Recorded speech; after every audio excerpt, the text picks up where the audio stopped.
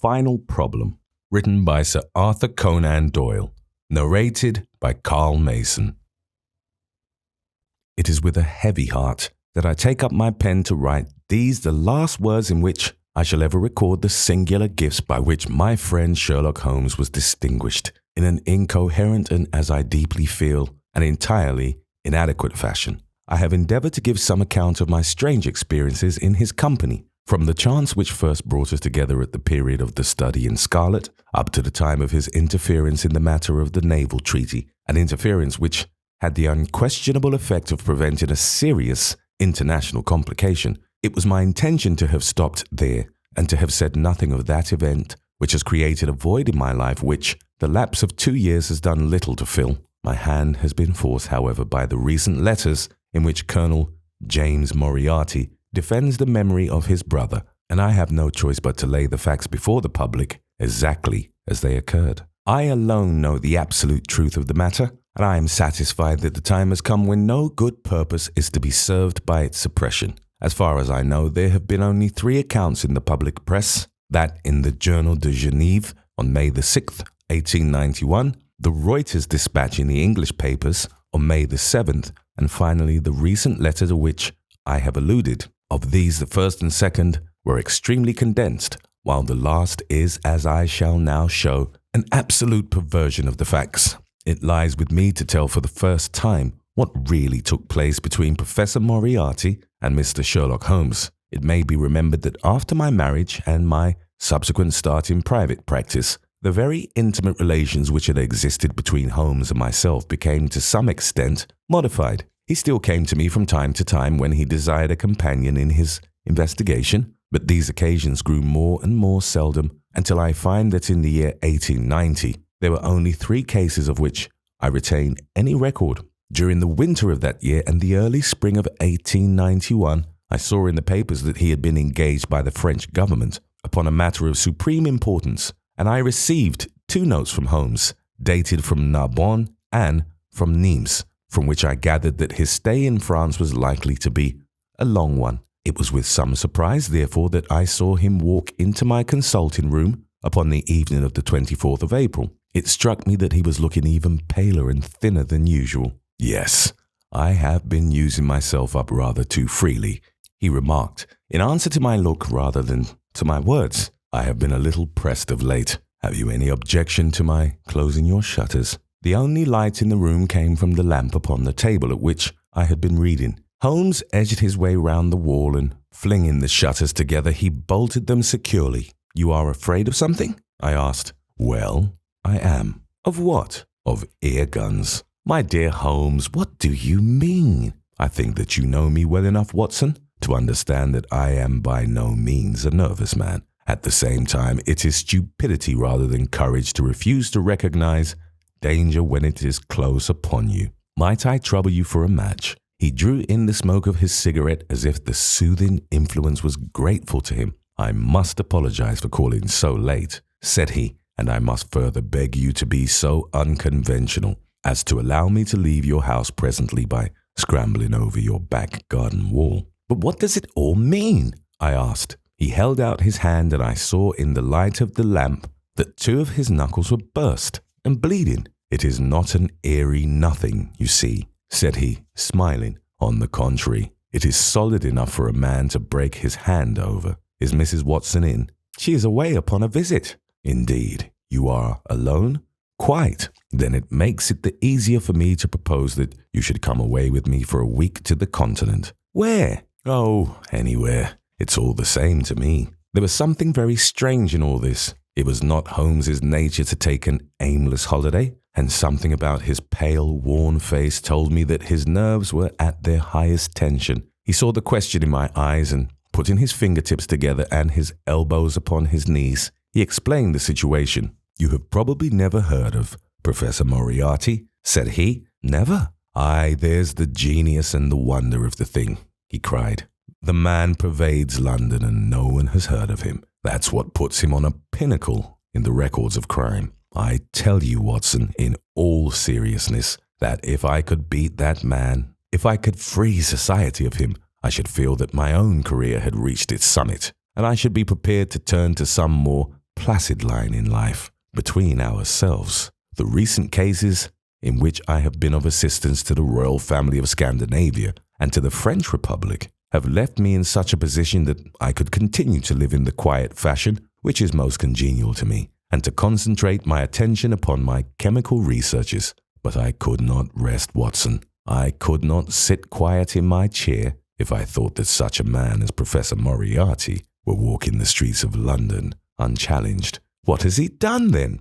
His career has been an extraordinary one. He is a man of good birth and excellent education, endowed by nature with a phenomenal mathematical faculty. At the age of 21, he wrote a treatise upon the binomial theorem, which has had a European vogue. On the strength of it, he won the mathematical chair at one of our smaller universities and had to all appearances a most brilliant career before him. But the man had hereditary tendencies of the most diabolical kind. A criminal strain ran in his blood which, instead of being modified, was increased and rendered infinitely more dangerous by his extraordinary mental powers. Dark rumors gathered round him in the university town, and eventually he was compelled to resign his chair and to come down to London, where he set up as an army coach. So much is known to the world, but what I am telling you now is what I have myself discovered. As you are aware, Watson, there is no one who knows the higher criminal world of London so well as I do. For years past, I have continually been conscious of some power behind the malefactor, some deep organizing power, which forever stands in the way of the law and throws its shield over the wrongdoer. Again and again, in cases of the most varying sorts, forgery cases, robberies, murders, I have felt the presence of this force, and I have deduced its action in many of those undiscovered crimes in which I have not been personally consulted. For years, I have endeavored to break through the veil which shrouded it, and at last the time came when I seized my thread and followed it, until it led me, after 1,000 cunning windings, to ex-Professor Moriarty of mathematical celebrity. He is the Napoleon of crime, Watson. He is the organizer of half that is evil and of nearly all that is undetected in this great city. He is a genius, a philosopher, an abstract thinker. He has a brain of the first order. He sits motionless like a spider in the center of its web, but that web has 1,000 radiations, and he knows well every quiver of each of them. He does little himself. He only plans, but his agents are numerous and splendidly organized. Is there a crime to be done? A paper to be abstracted, we will say, a house to be rifled, a man to be removed. The word is passed to the professor. The matter is organized and carried out. The agent may be caught. In that case, money is found for his bail or his defense, but the central power which uses the agent is never caught, never so much as suspected. This was the organization which I deduced, Watson, and which I devoted my whole energy to exposing and breaking up. But the professor was fenced round with safeguards so cunningly devised that, do what I would, it seemed impossible to get evidence which would convict in a court of law. You know my powers, my dear Watson, and yet at the end of 3 months I was forced to confess that I had at last met an antagonist who was my intellectual equal. My horror at his crimes was lost in my admiration at his skill, but at last he made a trip. Only a little trip, but it was more than he could afford when I was so close upon him. I had my chance, and starting from that point, I have woven my net round him until now it is all ready to close. In 3 days, that is to say on Monday next, matters will be ripe, and the professor, with all the principal members of his gang, will be in the hands of the police. Then will come the greatest criminal trial of the century, the clearing up of over 40 mysteries and the rope for all of them. But if we move at all prematurely, you understand, they may slip out of our hands, even at the last moment. Now, if I could have done this without the knowledge of Professor Moriarty, all would have been well, but he was too wily for that.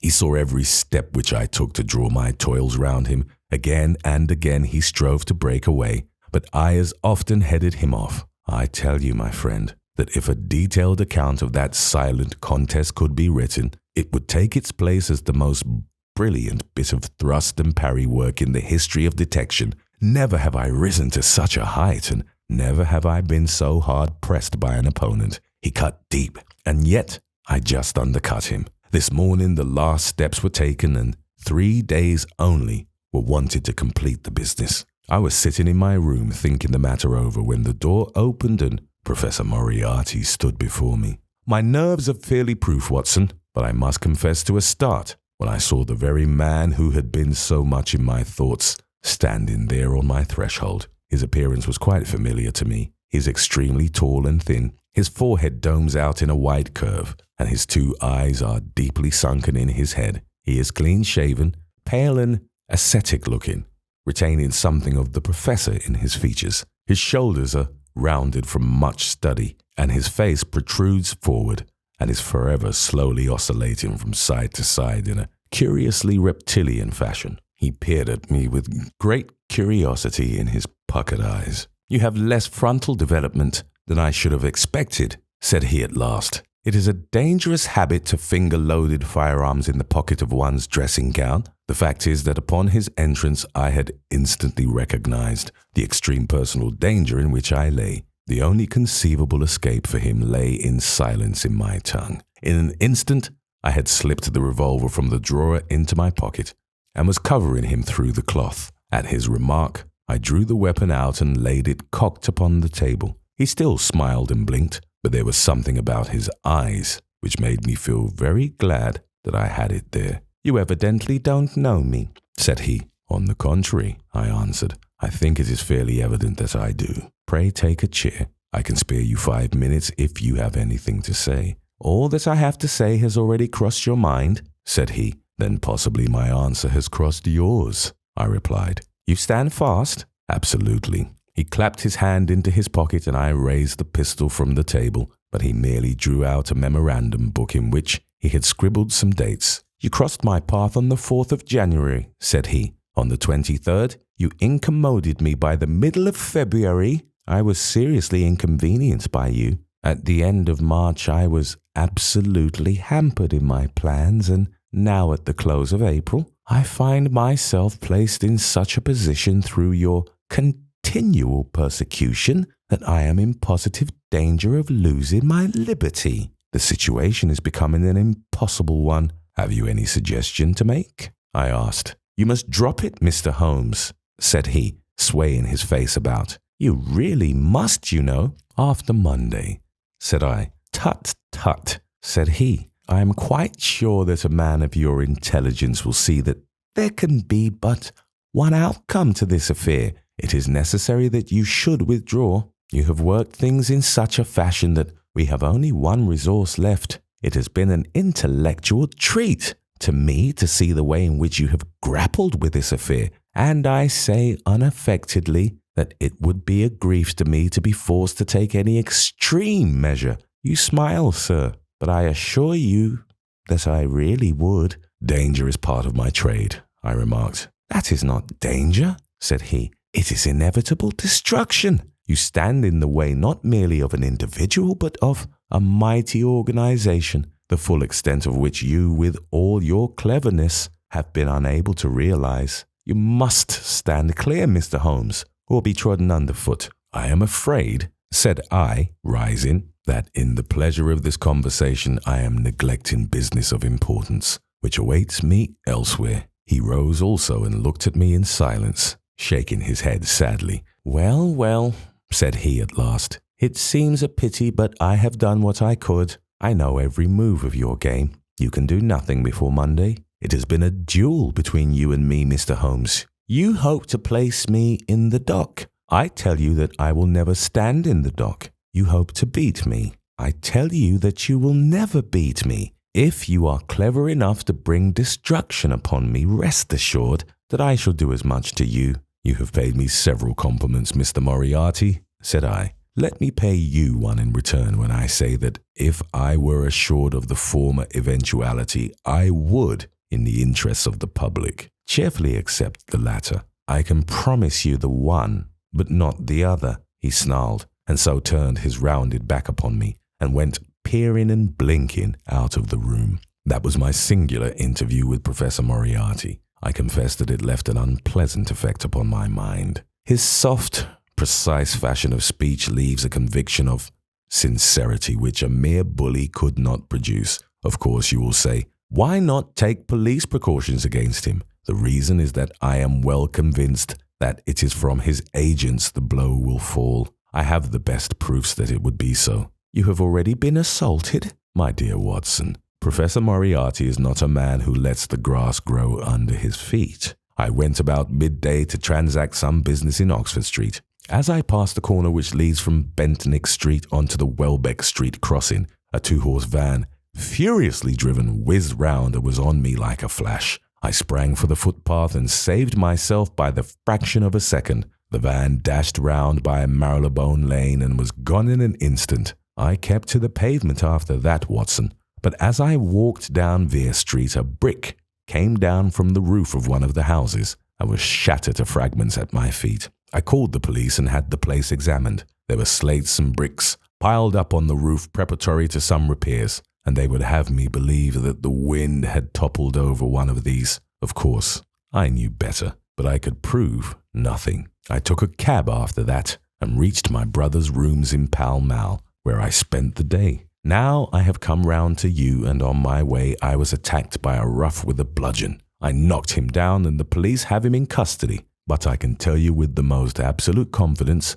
that no possible connection will ever be traced between the gentleman upon whose front teeth I have barked my knuckles and the retiring mathematical coach who is, I dare say, working out problems upon a blackboard 10 miles away. You will not wonder, Watson, that my first act on entering your rooms was to close your shutters, and that I have been compelled to ask your permission to leave the house by some less conspicuous exit than the front door. I had often admired my friend's courage, but never more than now, as he sat quietly checking off a series of incidents which must have combined to make up a day of horror. You will spend the night here, I said. No, my friend, you might find me a dangerous guest. I have my plans laid, and all will be well. Matters have gone so far now that they can move without my help as far as the arrest goes, though my presence is necessary for a conviction. It is obvious, therefore, that I cannot do better than get away for the few days which remain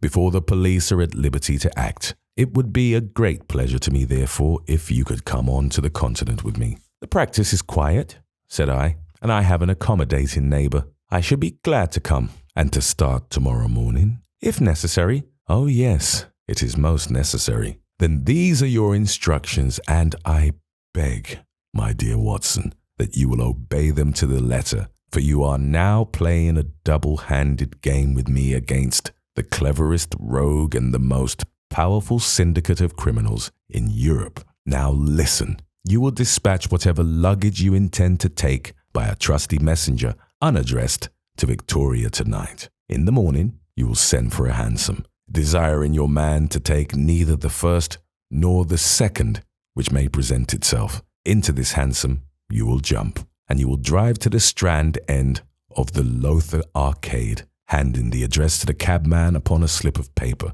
with a request that he will not throw it away. Have your fare ready, and the instant that your cab stops, dash through the arcade, timing yourself to reach the other side at 9:15. You will find a small brougham waiting close to the curb, driven by a fellow with a heavy black cloak, tipped at the collar with red. Into this you will step, and you will reach Victoria in time for the Continental Express. Where shall I meet you? At the station. The second first-class carriage from the front will be reserved for us. The carriage is our rendezvous, then? Yes. It was in vain that I asked Holmes to remain for the evening. It was evident to me that he thought he might bring trouble to the roof he was under, and that was the motive which impelled him to go. With a few hurried words as to our plans for the morrow, he rose and came out with me into the garden, clambering over the wall which leads into Mortimer Street, and immediately whistling for a hansom, in which I heard him drive away. In the morning, I obeyed Holmes's injunctions to the letter. A hansom was procured with such precaution as would prevent its being one which was placed ready for us, and I drove immediately after breakfast to the Lowther Arcade, through which I hurried at the top of my speed. A brougham was waiting with a very massive driver wrapped in a dark cloak, who, the instant that I had stepped in, whipped up the horse and rattled off to Victoria Station. On my alighting there, he turned the carriage and dashed away again without so much as a look in my direction. So far all had gone admirably. My luggage was waiting for me, and I had no difficulty in finding the carriage which Holmes had indicated, the less so as it was the only one in the train which was marked engaged. My only source of anxiety now was the non-appearance of Holmes. The station clock marked only 7 minutes from the time when we were due to start. In vain I searched among the groups of travellers and leave-takers for the lithe vigour of my friend. There was no sign of him. I spent a few minutes in assisting a venerable Italian priest who was endeavouring to make a porter understand in his broken English that his luggage was to be booked through to Paris. Then, having taken another look round, I returned to my carriage, where I found that the porter, in spite of the ticket, had given me my decrepit Italian friend as a travelling companion. It was useless for me to explain to him that his presence was an intrusion, for my Italian was even more limited than his English. So I shrugged my shoulders resignedly and continued to look out anxiously for my friend.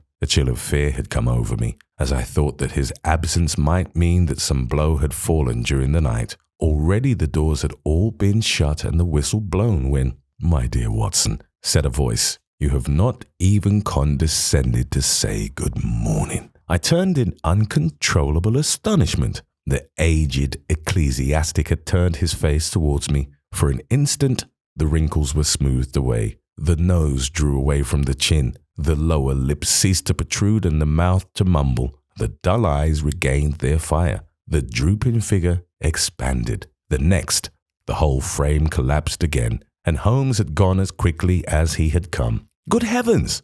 I cried. "How you startled me!" "Every precaution is still necessary," he whispered. "I have reason to think that they are hot upon our trail. Ah, there is Moriarty himself." The train had already begun to move as Holmes spoke. Glancing back, I saw a tall man pushing his way furiously through the crowd and waving his hand as if he desired to have the train stopped.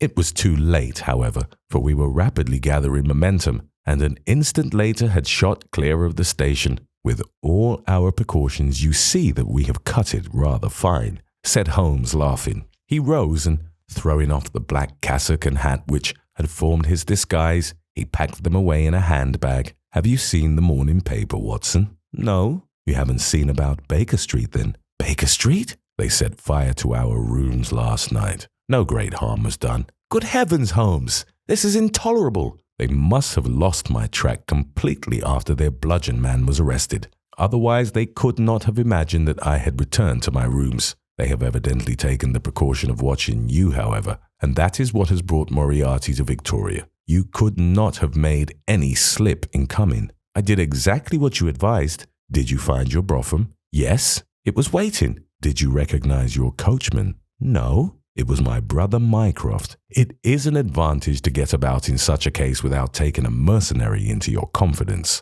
But we must plan what we are to do about Moriarty now. As this is an express and as the boat runs in connection with it, I should think we have shaken him off very effectively." "My dear Watson, you evidently did not realize my meaning when I said that this man may be taken as being quite on the same intellectual plane as myself. You do not imagine that if I were the pursuer, I should allow myself to be baffled by so slight an obstacle. Why then should you think so meanly of him? What will he do? What I should do? What would you do then? Engage a special." "But it must be late." "By no means. This train stops at Canterbury, and there is always at least a quarter of an hour's delay at the boat. He will catch us there." "One would think that we were criminals. Let us have him arrested on his arrival." "It would be to ruin the work of 3 months. We should get the big fish, but the smaller would dart right and left out of the net. On Monday we should have them all." "No, an arrest is inadmissible." "What then?" "We shall get out at Canterbury. And then?" "And then we must make a cross-country journey to New Haven, and so over to Dieppe. Moriarty will again do what I should do. He will get on to Paris. Mark down our luggage and wait for 2 days at the depot. In the meantime, we shall treat ourselves to a couple of carpet bags, encourage the manufacturers of the countries through which we travel, and make our way at our leisure into Switzerland, via Luxembourg and Bâle. At Canterbury, therefore, we alighted, only to find that we should have to wait an hour before we could get a train to New Haven. I was still looking rather ruefully after the rapidly disappearing luggage van which contained my wardrobe when Holmes pulled my sleeve and pointed up the line. "Already. You see?" said he. Far away from among the Kentish woods there rose a thin spray of smoke. A minute later, a carriage and engine could be seen flying along the open curve which leads to the station. We had hardly time to take our place behind a pile of luggage when it passed with a rattle and a roar, beating a blast of hot air into our faces. "There he goes," said Holmes, as we watched the carriage swing and rock over the points. There are limits, you see, to our friend's intelligence. It would have been a coup de maître had he deduced what I would deduce and acted accordingly. And what would he have done had he overtaken us? There cannot be the least doubt that he would have made a murderous attack upon me. It is, however, a game at which two may play. The question now is whether we should take a premature lunch here or run our chance of starving before we reach the buffet at New Haven. We made our way to Brussels that night and spent 2 days there, moving on upon the third day as far as Strasbourg. On the Monday morning, Holmes had telegraphed to the London police, and in the evening, we found a reply waiting for us at our hotel. Holmes tore it open and then, with a bitter curse, hurled it into the grate. "I might have known it," he groaned. "He has escaped." "Moriarty?" "They have secured the whole gang with the exception of him. He has given them the slip. Of course, when I had left the country, there was no one to cope with him. But I did think that I had put the game in their hands. I think that you had better return to England, Watson." "Why?" "Because you will find me a dangerous companion now. The man's occupation is gone. He is lost if he returns to London. If I read his character right, he will devote his whole energies to revenging himself upon me." He said as much in our short interview, and I fancy that he meant it. "I should certainly recommend you to return to your practice." It was hardly an appeal to be successful with one who was an old campaigner as well as an old friend. We sat in the Strasbourg salle à manger, arguing the question for half an hour. But the same night we had resumed our journey and were well on our way to Geneva. For a charming week, we wandered up the valley of the Rhone, and then, branching off at Lueck, we made our way over the Gemini Pass, still deep in snow, and by way of Interlaken to Meiringen. It was a lovely trip, the dainty green of the spring below, the virgin white of the winter above. But it was clear to me that never for one instant did Holmes forget the shadow which lay across him. In the homely alpine villages or in the lonely mountain passes, I could tell by his quick glancing eyes and his sharp scrutiny of every face that passed us that he was well convinced that, walk where we would, we could not ourselves clear of the danger which was dogging our footsteps. Once, I remember, as we passed over the Gemini and walked along the border of the melancholy Dalbensee, a large rock which had been dislodged from the ridge upon our right clattered down and roared into the lake behind us. In an instant, Holmes had raced up onto the ridge and, standing upon a lofty pinnacle, craned his neck in every direction. It was in vain that our guide assured him that a fall of stones was a common chance in the springtime at that spot. He said nothing, but he smiled at me with the air of a man who sees the fulfillment of that which he had expected, and yet for all his watchfulness, he was never depressed. On the contrary, I could never recollect having seen him in such exuberant spirits. Again and again he recurred to the fact that if he could be assured that society was free from Professor Moriarty, he would cheerfully bring his own career to a conclusion. I think that I may go so far as to say, Watson, that I have not lived wholly in vain, he remarked. If my record were closed tonight, I could still survey it with equanimity. The air of London is the sweeter for my presence. In over 1,000 cases, I am not aware that I have ever used my powers upon the wrong side. Of late, I have been tempted to look into the problems furnished by nature, rather than those more superficial ones for which our artificial state of society is responsible. Your memoirs will draw to an end, Watson, upon the day that I crown my career by the capture or extinction of the most dangerous and capable criminal in Europe. I shall be brief and yet exact in the little which remains for me to tell. It is not a subject on which I would willingly dwell, and yet I am conscious that a duty devolves upon me to omit no detail. It was on the 3rd of May that we reached the little village of Meiringen, where we put up at the Englischer Hof, then kept by Peter Steiler, the elder. Our landlord was an intelligent man, and spoke excellent English, having served for 3 years as a waiter at the Grosvenor Hotel in London. At his advice, on the afternoon of the 4th, we set off together, with the intention of crossing the hills and spending the night at the hamlet of Rosenlaui. We had strict injunctions, however, on no account to pass the falls of Reichenbach, which are about halfway up the hill, without making a small detour to see them. It is indeed a fearful place. The torrent, swollen by the melting snow, plunges into a tremendous abyss from which the spray rolls up like the smoke from a burning house. The shaft into which the river hurls itself is an immense chasm, lined by glistening coal-black rock and narrowing into a creaming, boiling pit of incalculable depth, which brims over and shoots the stream onward over its jagged lip. The long sweep of green water roaring forever down and the thick, flickering curtain of spray hissing forever upward turn a man giddy with their constant whirl and clamour. We stood near the edge, peering down at the gleam of the breaking water far below us against the black rocks, and listening to the half-human shout which came booming up with the spray out of the abyss. The path has been cut halfway round the fall to afford a complete view, but it ends abruptly, and the traveller has to return as he came. We had turned to do so when we saw a Swiss lad come running along it with a letter in his hand. It bore the mark of the hotel, which we had just left, and was addressed to me by the landlord. It appeared that within a very few minutes of our leaving, an English lady had arrived who was in the last stage of consumption. She had wintered at Davos Platz and was journeying now to her friends at Lucerne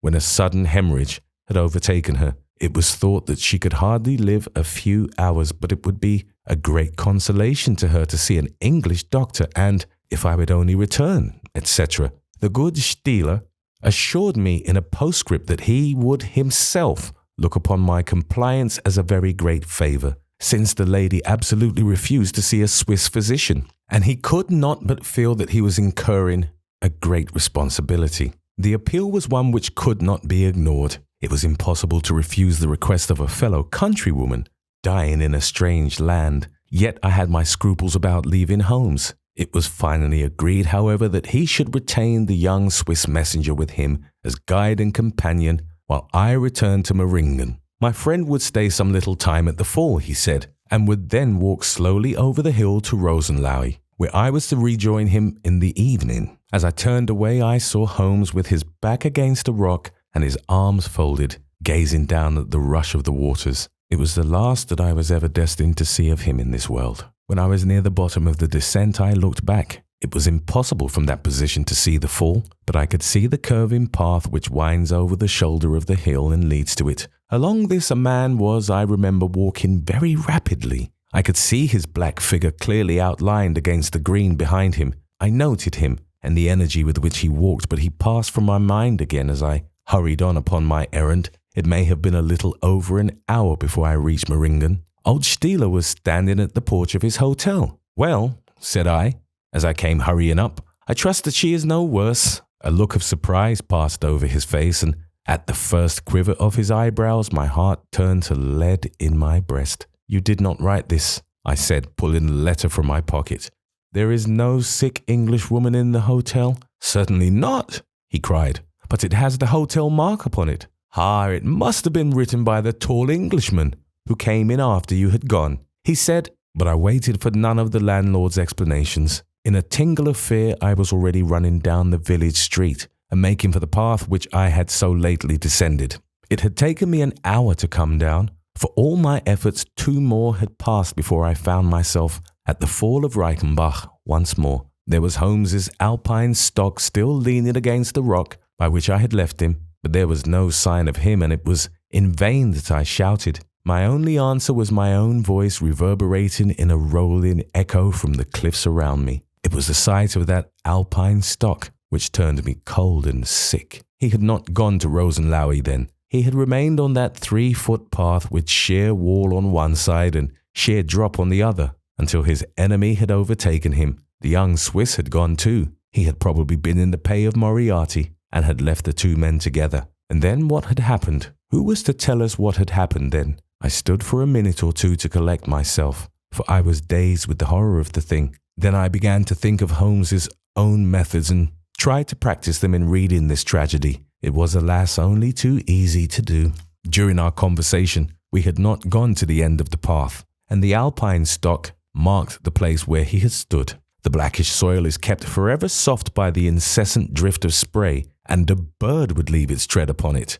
2 lines of footmarks were clearly marked along the farther end of the path, both leading away from me. There were none returning. A few yards from the end, the soil was all ploughed up into a patch of mud, and the branches and ferns which fringed the chasm were torn and bedraggled. I lay upon my face and peered over with the spray spouting up all around me. It had darkened since I left, and now I could only see here and there the glistening of moisture upon the black walls, and far away down at the end of the shaft, the gleam of the broken water. I shouted, but only the same half-human cry of the fall was borne back to my ears. But it was destined that I should, after all, have a last word of greeting from my friend and comrade. I have said that his alpine stock had been left leaning against a rock, which jutted onto the path. From the top of this boulder, the gleam of something bright caught my eye, and raising my hand, I found that it came from the silver cigarette case which he used to carry. As I took it up, a small square of paper upon which it had lain fluttered down onto the ground. Unfolding it, I found that it consisted of 3 pages torn from his notebook and addressed to me. It was characteristic of the man that the direction was precise, and the writing as firm and clear as though it had been written in his study. "My dear Watson," he said, "I write these few lines through the courtesy of Mr. Moriarty, who awaits my convenience for the final discussion of those questions which lie between us. He has been giving me a sketch of the methods by which he avoided the English police and kept himself informed of our movements. They certainly confirm the very high opinion which I had formed of his abilities. I am pleased to think that I shall be able to free society from any further effects of his presence, though I fear it is at a cost which will give pain to my friends and especially, my dear Watson, to you. I have already explained to you, however, that my career had in any case reached its crisis, and that no possible conclusion to it could be more congenial to me than this. Indeed, if I may make a full confession to you, I was quite convinced that the letter from Meiringen was a hoax, and I allowed you to depart on that errand under the persuasion that some development of this sort would follow. Tell Inspector Patterson that the papers which he needs to convict the gang are in Pigeonhole M, done up in a blue envelope and inscribed Moriarty. I made every disposition of my property before leaving England and handed it to my brother Mycroft. Pray give my greetings to Mrs. Watson and believe me to be, my dear fellow, very sincerely yours, Sherlock Holmes. A few words may suffice to tell the little that remains. An examination by experts leaves little doubt that a personal contest between the 2 men ended, as it could hardly fail to end in such a situation, in their reeling over,